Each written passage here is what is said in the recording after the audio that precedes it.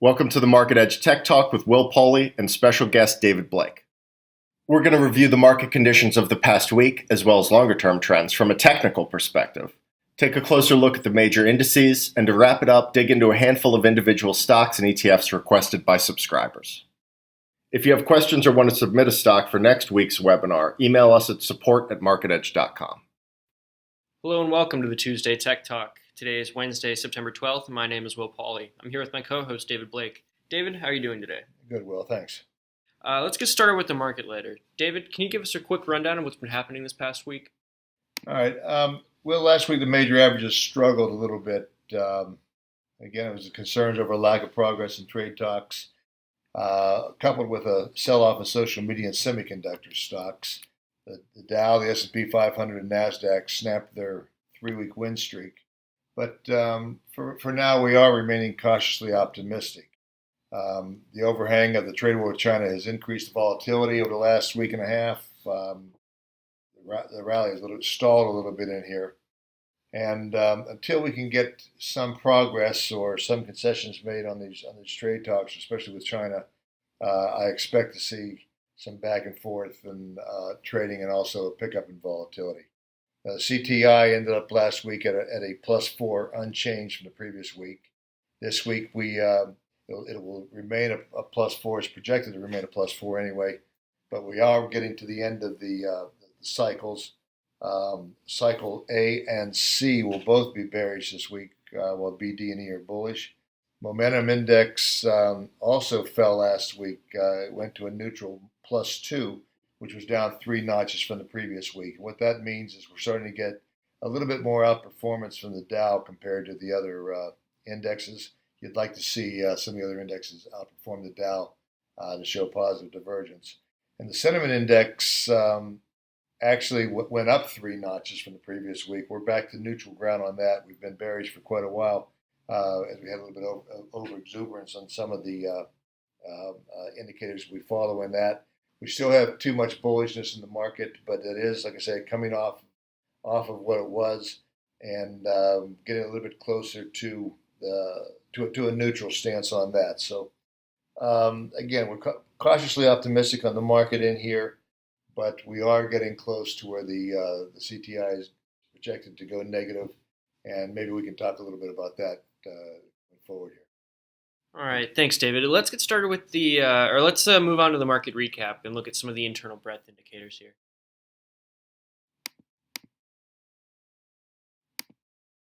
Okay, let's go on down to the AD lines. So you can see on both the NYSE and the NASDAQ, we've had a little bit of a pullback where we sold off on here. You know, we have more decliners than advancers. That's just a sign of some profit taking at this stage. You're still in the uptrend on both of these sides here.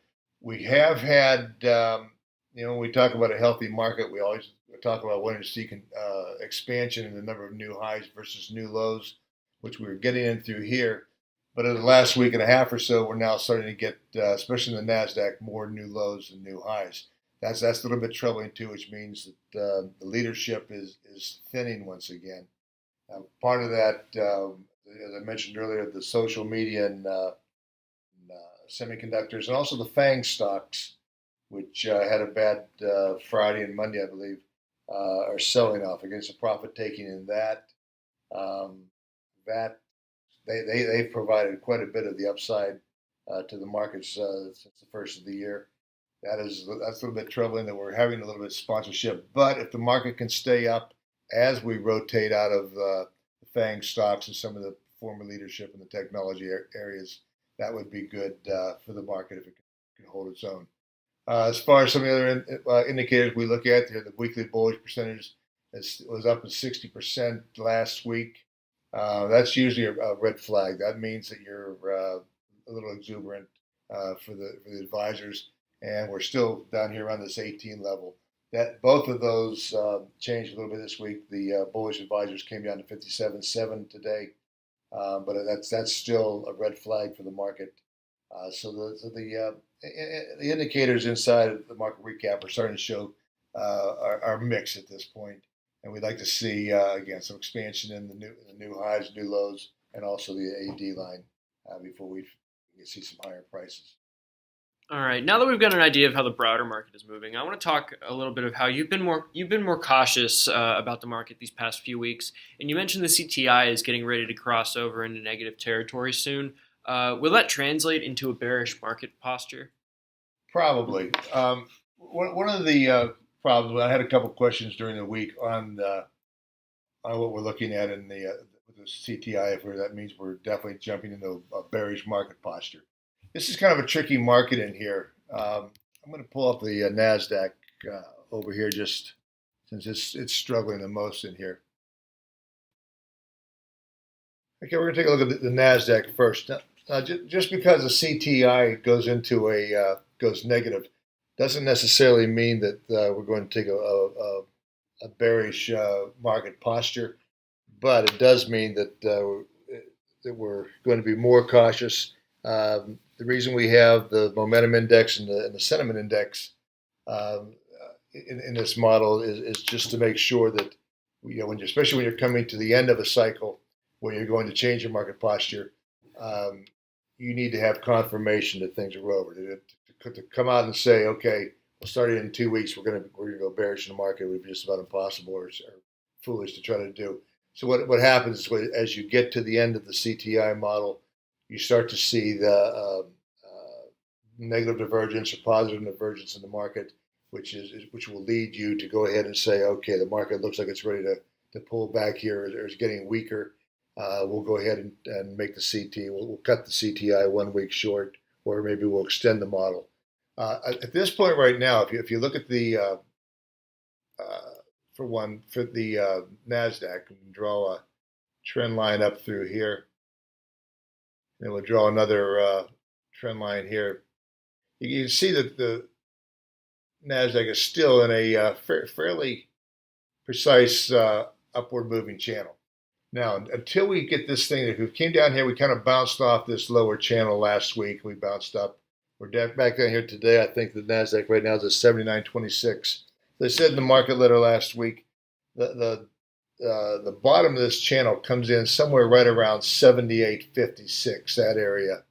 And until that's broken, which happens to coincide with the 50-day moving average or very close to it, then the NASDAQ remains in an up channel. So if we're back up here at the end of this week, we're still bullish. It's projected to be a +4 on Friday. But again, if we would have a pretty good sell-off, let's say on Thursday or Friday of this week, we could get a change in that number, and we could change our market posture. However, what does bother me as far as the downside of this stage is, as we've seen the last 2 days, any type of progress on the trade talks, we could get ourselves a 4 or 5% rally in the broader market just on the fact that we're not going to a trade talks or trade war with China, and because of that, I believe that the downside in here is limited.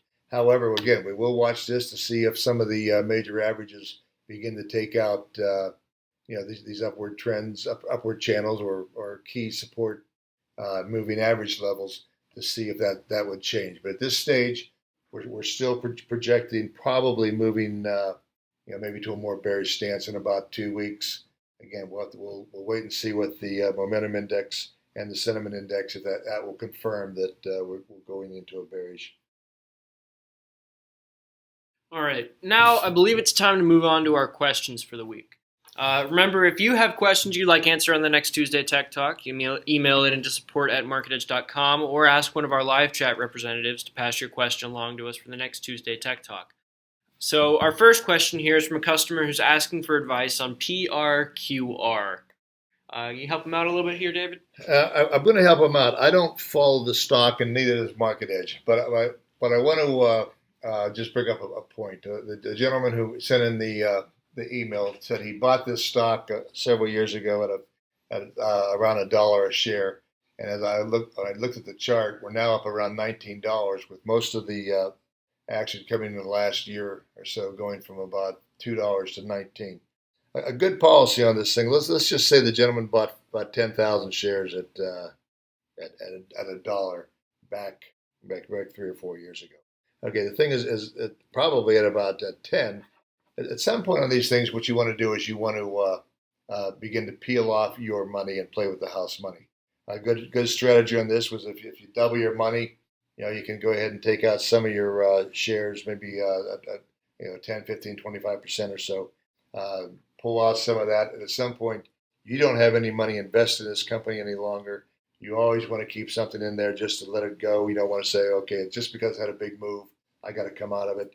You want to, if something jumps up 20% in a day, what I normally will do is I'll sell half my position, and then if the thing invariably pulls back, then I'll have that money. I can either buy more shares, or I can at least look to go back into the stock, but I'll book some profits on that big move, just to let things swing 15, 20%, or in this case, where you've made like 10 times your money, and still be holding your original investment and all of your investment, and not having booked any profits yet. These things, they say they take the escalator up, they take the elevator down. So you always want to be locking in some of these profits.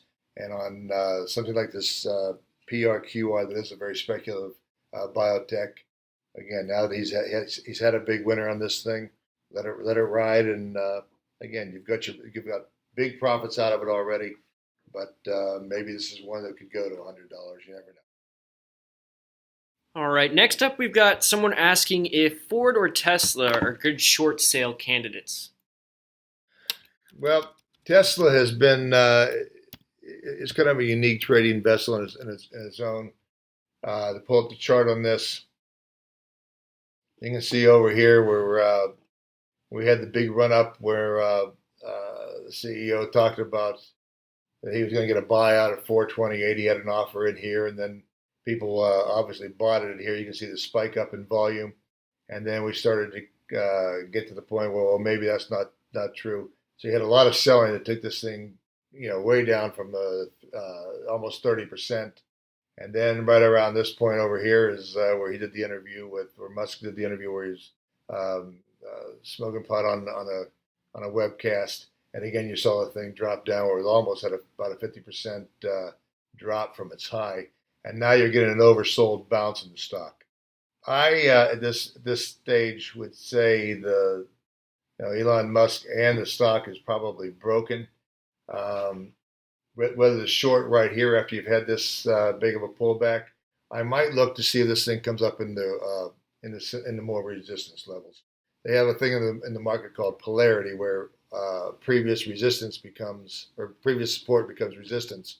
In this case, if you wanted to go short on this stock, you might wait for it to either come back up here to the moving averages around the 300 level, or even down here in the 290 area might be an area that you could look to maybe short some shares. And then if it pops above here, you cover. But if it bounces off that and starts to work its way down here, then you can maybe add your short positions in there. But a lot of the people are long Tesla are long time holders, and they're more long, not for the fundamentals. They're more on the potential of what Elon Musk can do. But I think he may be a little bit broken right now too. Okay, same goes with Ford.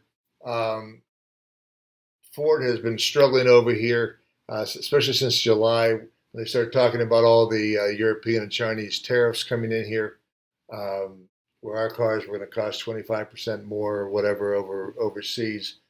That the time the short Ford was over here. Right at this point here, it's kind of going sideways to a slight negative bias. I think that if some of these tariffs are taken off, you could see a bounce in Ford. And while we are in talks with China now, they're starting to pick up again in Europe. I would think at this stage, I'm not sure I would want to buy it yet, but I would. We are long the stock, I think, right now on Ford. But I would at least, maybe if you want, I wouldn't be thinking about shorting it here unless you got a spike back up like at this level. Or I think this was some kind of progress in trade talks, and that didn't come through, and then you started to fall off.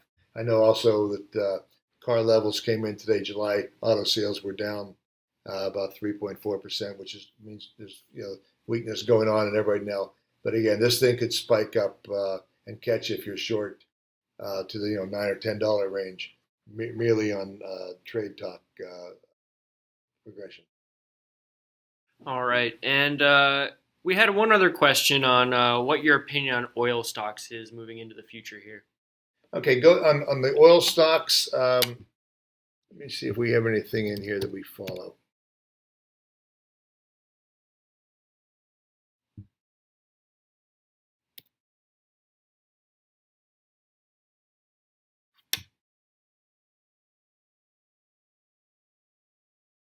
We won't use the charts. On the oil stocks, you have two things working for oil right now. Number one is the hurricane is coming to the shore. Even though there aren't any oil rigs really off the coast of Carolina, every time you get a storm like this, you do see a spike in oil prices, especially gasoline prices, which will reflect on higher crude oil prices. The second factor is we still have some problems with Iran and how much of their oil is not going to make it onto the open market. We crossed back over $70 today, which is giving a boost to the different oil-related stocks. Resistance is probably going to come in around 71.50. If you could take 71.50 out, you might get even more of a trade on oil stocks. I would say if oil comes back and breaks below 68 again, you might want to take some quick profits in that area. But if it stays, as long as it stays above 70, hold on to them and let them go until you start to see some resistance or some weakness in the oil stocks or it breaks through. All right. Well, that's all we have for you this week. Remember, if you have a question you'd like answered in the next Tuesday Tech Talk, email it into support@marketedge.com or ask one of our live chat representatives to pass your question along to the next Tuesday Tech Talk. Thank you for tuning in, and we'll see you next week.